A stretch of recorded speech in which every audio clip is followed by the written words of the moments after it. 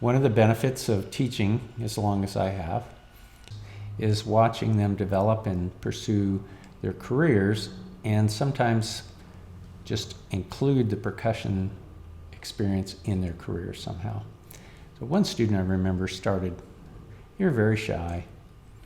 They started out with their basic patterns in middle school, gradually worked it up until they got into high school. They got a lot better at their playing.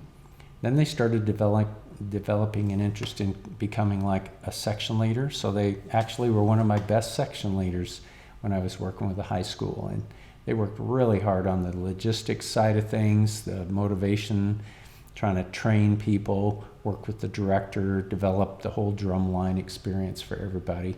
So the group became really successful with that person.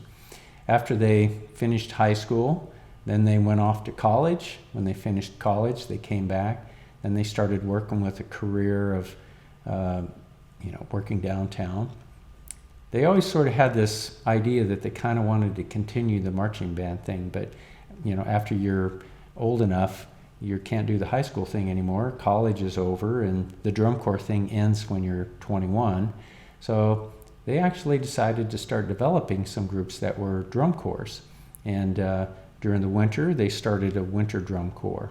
And they gradually, went around the area where they lived and helped interest players. Then worked really hard on getting donated, equipment and materials, and had people volunteer their training, and they developed this whole big group. Then they became like a national performing group, which took a lot of work in addition to the regular raising the family and working their day job.